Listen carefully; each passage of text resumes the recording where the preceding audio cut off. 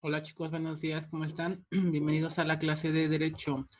El día de hoy, chicos, la clase va a ser sobre el repaso para el parcial que estamos a punto de presentar la próxima clase. Próximo jueves, miércoles y jueves me parece. Entonces, vamos a hacer un pequeño repaso de las 3 clases que tuvimos previas a este examen para hacer en la clase de Zoom, darles una guía para estudiar para su examen, ¿ok? Entonces, les recuerdo que el primer tema que vimos para el segundo parcial fueron las fuentes del derecho. Voy a compartirles la imagen, compartir pantalla de la presentación y a comenzarles a recordar un poquito acerca de lo que ya les había explicado ya previamente, pero para hacer memoria y estar listos bueno, más frescos en el aspecto de los temas y puedan sacar una buena calificación en su examen, chicos. Acuérdense que el examen es de opción múltiple, pero las preguntas eh, son como abiertas y también para que ustedes sepan bien qué es lo que les estamos preguntando y escojan la opción adecuada. El primer tema fueron las fuentes del derecho. ¿Qué dice respecto de las fuentes del derecho, chicos? Ya habíamos visto que en todos lados hay normas, ¿verdad? En la escuela, en el trabajo, en la casa, en la iglesia, en el grupo de amigos, con la finalidad de regular la conducta de los integrantes de estos grupos, de la escuela, del trabajo, de la casa. En donde quiera que vayamos va a haber normas siempre, chicos. Empezando por en nuestra casa. Reglas de llegar temprano, de hacer la tarea, de participar en los quehaceres del hogar, ¿verdad? En la iglesia, pues reglas de respetar los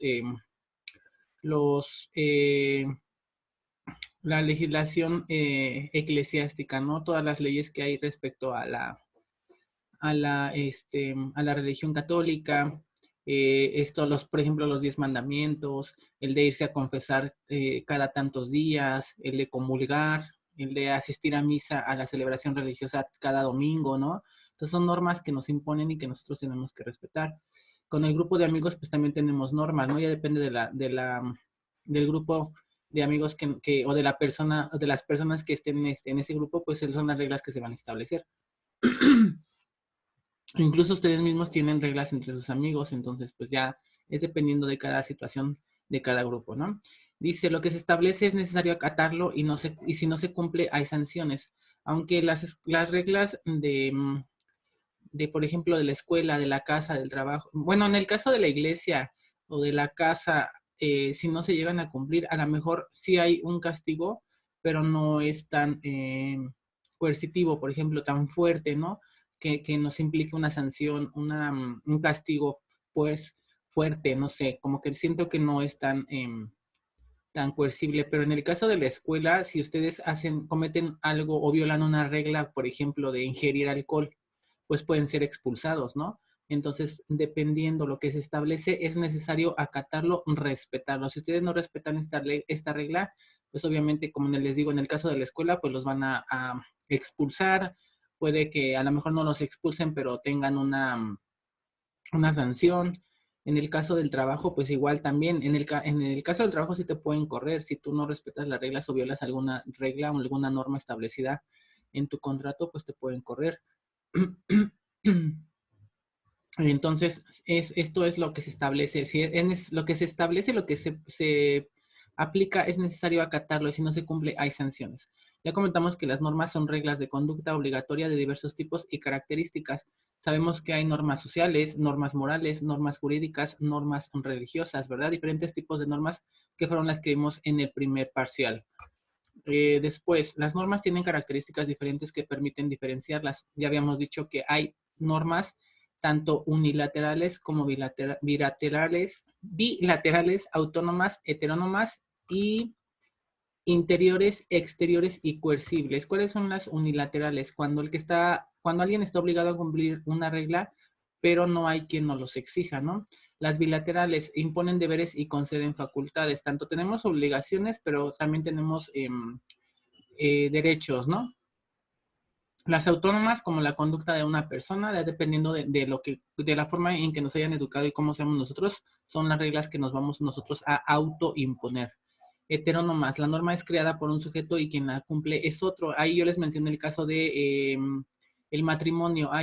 Para casarnos hay un juez que nos impone reglas para llevar a cabo este matrimonio. Sin embargo, él no las va a cumplir.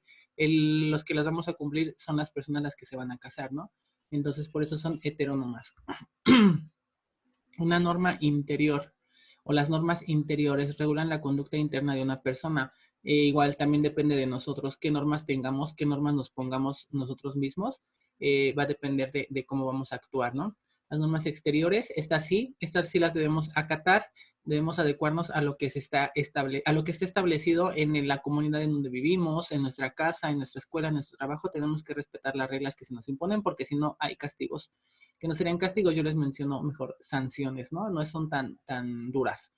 Coercibles, si la norma no se cumple, se puede obligar a cumplir a través de la fuerza. Estas sí son más coercibles, como les decía, más coercitivas, ¿no? Si no cumplimos, nos van a obligar a cumplir esa norma. Por ejemplo, el caminar en la calle, no sé, sin ropa, por ejemplo.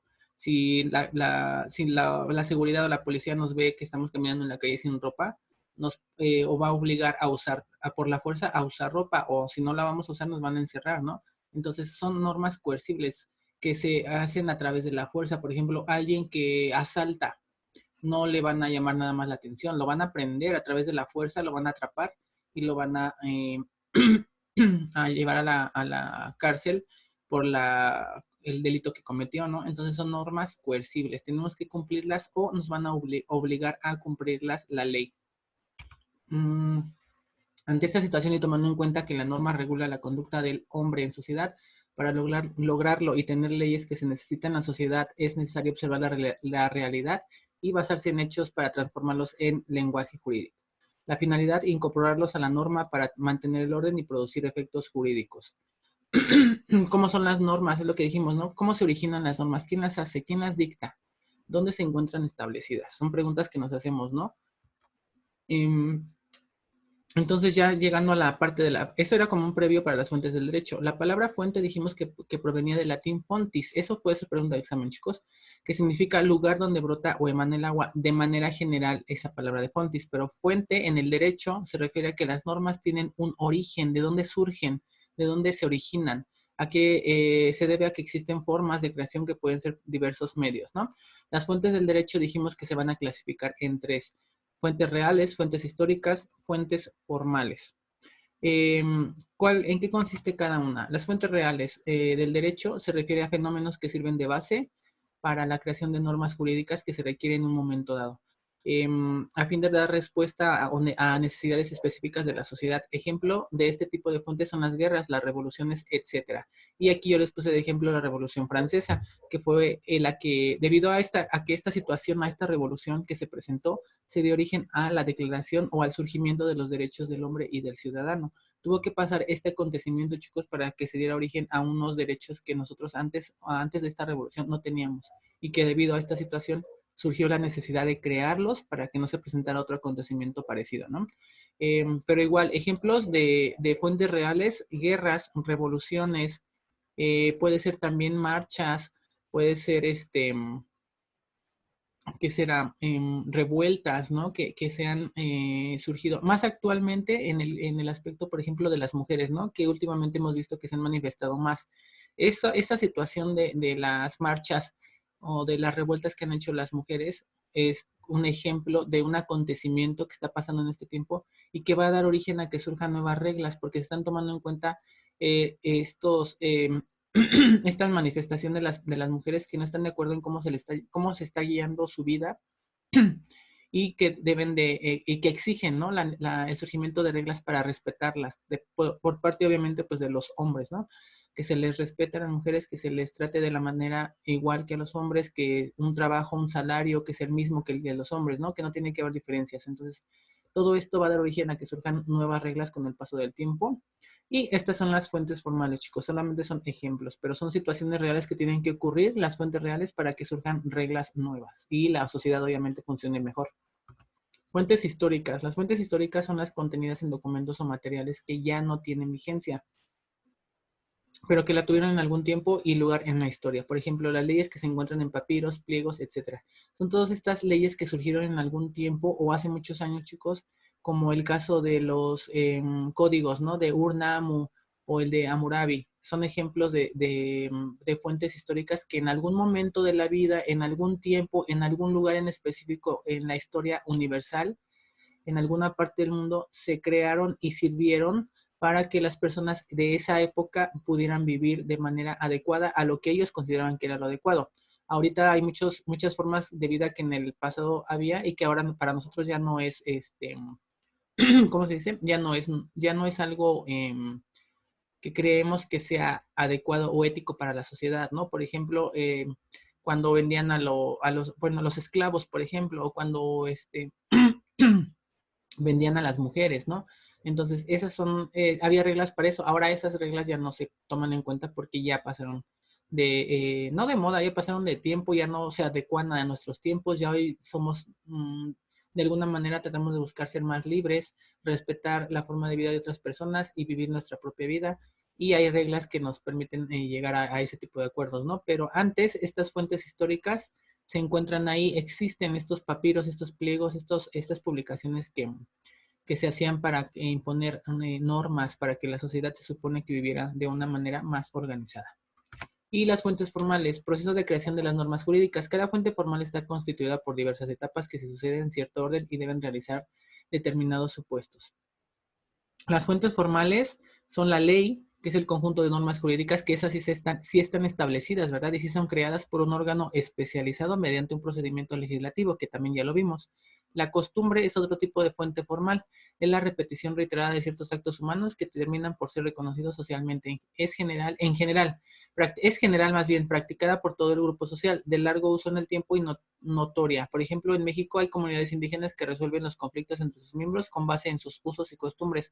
Exactamente. En México hay diferentes comunidades, chicos, y sobre todo indígenas, que tienen sus propias reglas, que ellos viven de manera conjunta, obviamente en sociedad, y que ellos tienen sus propias legislaciones y se les respeta porque son grupos indígenas, comunidades culturales que son importantes mantenerlas porque representan nuestra cultura, nuestras tradiciones, y ellos tienen sus propias reglas. Entonces esas se respetan. Por eso son fuentes formales de costumbre, ¿no? Porque son usos y costumbres, tradiciones que la gente tiene en diferentes comunidades, sobre todo en la parte sur del país, ¿no? En Veracruz, Chiapas, Tabasco, Guerrero, todos esos territorios hay comunidades que tienen sus propias tipo de legislaciones, ¿no? Y ellos resuelven sus conflictos de acuerdo a cómo ellos han vivido en estos tiempos. Y después de estas fuentes formales, aparte también está la jurisprudencia. Cuando la ley no es clara o presenta lagunas que existan conductas no reguladas, intervienen los tribunales especializados para interpretarla y asignarle su justo sentido en términos de ley misma. La doctrina, que es el conjunto de estudios de carácter científico que realizan los juristas sobre el derecho, como representan una opinión de particulares, los resultados de estas investigaciones no tienen fuerza obligatoria y los principios generales del derecho. Todos estos todavía son parte de las fuentes formales, chicos, todos estos que están aquí.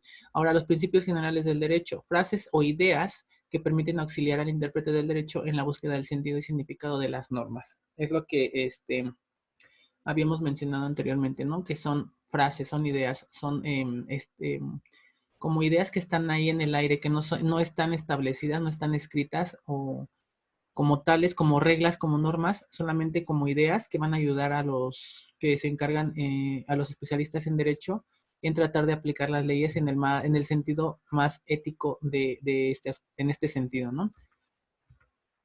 Hasta ahí termina la primera parte de nuestro repaso de las fuentes del derecho. Ahora vamos a ver ya directamente los principios generales del derecho, que son el siguiente tema que vimos en las clases previas a esta, y que se refiere precisamente o principalmente a este tema, ¿no? Los principios generales del derecho son un conjunto de ideas que atribuyen a las normas y al sistema jurídico en general un carácter ético, es decir, un carácter justo, razonable, adecuado y con el único objetivo de que la sociedad de que las personas vivamos en sociedad.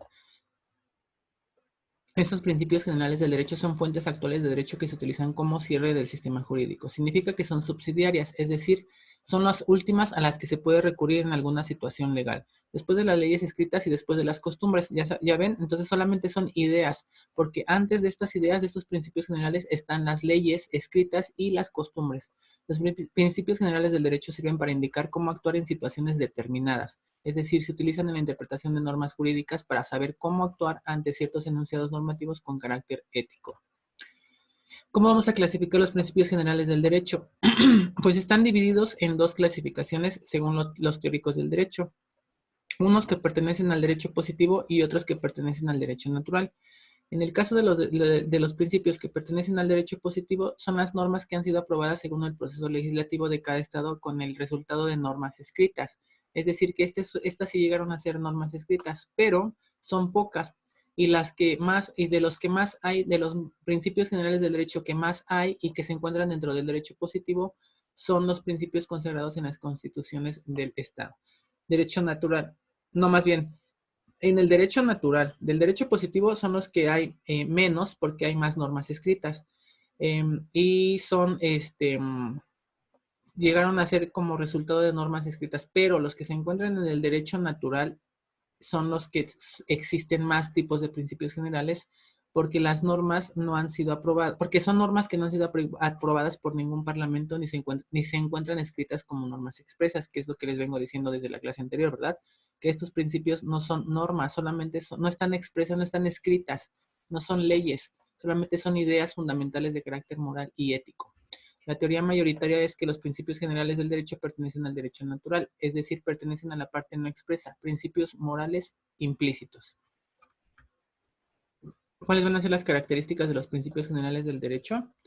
Tienen diferentes principios, ¿no? Los principales atributos de estos principios son que tienen una función descriptiva, que ayudan a saber qué tipo de normas se está aplicando, que la teoría mayoritaria entiende que no se trata de normas explícitas y es lo que yo les vengo explicando. No son reglas, no son normas, no son reglamentos que están escritos, que están expresos en algún documento oficial, no. Solamente son ideas que están ahí presentes y que ayudan a los encargados en derecho a tomar una decisión ética en cuanto a algún tipo de conflicto que exista en este aspecto. Cuanto más grande y completo fuese un sistema normativo de un Estado, menos principios generales del derecho habrá. ¿Por qué? Es decir, entre más leyes haya en un Estado, menos principios va a haber, porque quiere decir que estas leyes son capaces de resolver conflictos legales. Pero si en dado caso de que no haya tantas leyes, se va a recurrir a los principios generales del derecho y en esto sí puede haber más. Entre menos leyes haya, más principios habrá. Y al revés, cuanto más grande y completo sea un sistema normativo de algún país, de un Estado, pues menos principios generales del derecho va a haber, porque no va a ser necesario utilizarlos, porque se van a resolver los conflictos con las mismas leyes y no va a haber, van a ser raras las ocasiones en las que se llegue a recurrir a estos principios. Los principios generales se conocen a través del razonamiento. No existe ninguna lista enumerando los principios generales del derecho. Igual ya les había mencionado eso, ¿no? No hay por eso es que son ideas, chicos, por eso es lo que les trato de explicar. No existe una lista oficial en donde estén escritos los principios generales y que yo les diga, miren, de acuerdo a nuestro código o a nuestra constitución, estos son los principios generales. No, no existe un documento que nos diga cuántos principios del derecho hay y cuáles son. No, solamente son ideas que están ahí establecidas, que alguien las memorizó, que alguien las sabe, que alguien las conoce, pero como documento oficial no existe una lista que enumere estos principios generales. ¿Ok? Procedimiento para conocer los principios generales. El procedimiento a seguir para entender la finalidad de los principios generales es el razonamiento de las normas. Así, debe ser utilizado de manera supletoria por las autoridades judiciales que lleguen a razonar una sentencia a través de principios generales del derecho. Es decir, cuando se va a llegar a una sentencia y tienen el conflicto de cuál es esta, de cómo se va a establecer esta sentencia, pues las autoridades judiciales tienen que recurrir a los principios generales del derecho, que son la única forma ética que existe para que se pueda llegar a dar una solución o un veredicto final a un juicio, eh, a un conflicto legal, pues. Por ejemplo, se hace un razonamiento de cualquier norma expresa que nos lleve a sacar la siguiente conclusión. No se puede obligar a lo imposible. Esto es un principio general del derecho que se conoce a través de un razonamiento deductivo de cualquier ley. no se puede obligar a lo imposible. Sería un ejemplo de principios del derecho, ¿ok?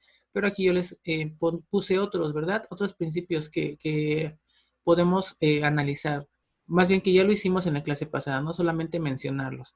Lo accesorio sigue a la suerte de lo principal. Nadie está obligado a lo imposible. Nadie debe enriquecerse con daño de otro. Nadie debe de ser condenado sin ser oído. Lo que es nulo no procede de efecto alguno. Lo que no está prohibido está permitido. El primero en tiempo, el primero en derecho. Entonces, pues son ejemplos de principios generales del derecho. Igual les vuelvo a repetir, no hay una lista oficial, no hay un documento en donde estén escritos estos principios, pero si los buscamos en la red, en internet, vamos a encontrar diferentes tipos de estos, ¿no? Entonces puede que yo en el examen les pida que me mencionen por lo menos 3 o 4 principios generales del derecho y ustedes deben de saber si son correctos los que o ustedes deben de saber por lo menos estos 7 u 8 con el que les mencioné en la otra página y memorizarlos para que los puedan pues conocer sobre todo y memorizarlos y responder correctamente el examen, ¿no? Puedo mencionarles algunos de estos y ustedes me deben decir si son principios o no son principios. ¿Ok? Y hasta ahí con este tema de repaso de los principios generales del derecho. El último tema que vimos fue su aplicación o su función en el ordenamiento jurídico. Entonces, este es el último tema que vamos a repasar para que estén casi listos para su examen. Obviamente les voy a dar una guía también para que estudien las preguntas y las respondan y las resuelvan porque esa también va a ser una tarea para entregar de evidencia, ¿ok? Entonces, ya que vimos los principios generales del derecho, ya sabemos que son enunciados, ideas normativas que expresan un juicio ético, y dijimos que ético es razonable, adecuado, sin caer en la corrupción o algún tipo de falta social, acerca de la conducta a seguir en determinada situación o sobre otras normas del ordenamiento jurídico. Cada uno de esos principios es un criterio que expresa un deber de conducta para los individuos, el principio o un estándar para el resto de las normas. El hacer cumplir los deberes del individuo es la prioridad. Esto no los vamos a saltar porque es como una parte teórica. Lo que me interesa es esto, las funciones que tienen los principios generales en el ordenamiento jurídico.